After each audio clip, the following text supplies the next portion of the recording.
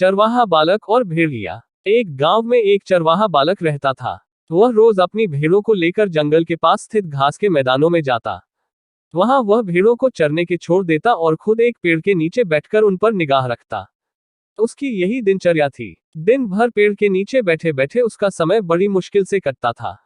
उसे बोरियत महसूस होती थी। वह सोचता कि काश मेरे जीवन में भी कुछ मजा और रोमांच आ जाए।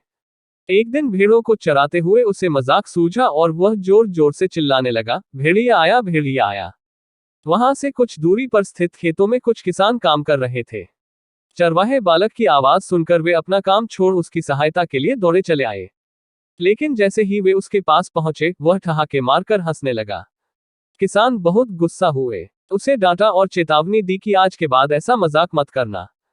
फिर वे अपने अपने खेतों में लौट गए। चरवाहे बालक को गांव के किसानों को भागते हुए अपने पास आता देखने में बड़ा मजा आया। उसके उनकी चेतावनी को गंभीरता से नहीं लिया। अगले दिन उसे फिर से मसखरी सूझी और वह फिर से चिल्लाने लगा, भेड़िया आया, भेड़िया आया। खेत में काम कर रहे किसान अनहोनी की आशंका में फिर से दौड़े चले आए, जिन्हें देखकर चरवाहा बालक फिर से जोर जोर से हंसने लगा। किसानों ने उसे फिर से डांटा और चेतावनी दी, लेकिन उस पर इसका कोई असर नहीं हुआ।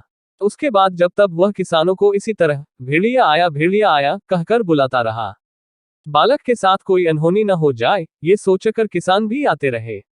लेकिन वे उसकी इस शरारत से बहुत परेशान होने लगे थे। एक दिन चरवाहा बालक पेड़ की छाया में बैठकर बांसुरी बजा रहा था कि सच में एक भेड़िया वहां आ गया। वह सहायता के लिए चिल्लाने लगा, भेड़िया आया, भेड़िया आया। लेकिन उसकी शरारतों से तंग आ चुके किसानों ने सोचा कि आज भी ये बालक उन्हें परेशान करने का प्रयास कर रहा है, इसलिए वे उसकी सहायता करने नहीं गए। भेड़िया उसकी कुछ भेड़ों को मारकर खा गया। चरवाहा बालक दौड़ते हुए खेत में काम कर रहे किसानों के पास पहुंचा और रोने लगा, आज सचमुच भेड़िया आया था। वह मेरी कुछ भेड़ों को मारकर खा गया। किसान बोले, तुम रोज हमारे साथ शरारत करते हो। हमें लगा कि आज भी तुम्हारा इरादा वही है। तुम हमारा भरोसा खो चुके थे, इसलिए हम में से कोई तुम्हारी मदद के लिए नहीं आया। चरवाहे बालक को अपनी गलती का एहसास हुआ और उसने प्रण लिया कि वह फिर कभी झूठ नहीं बोलेगा और दूसरों को परेशान नहीं करेगा।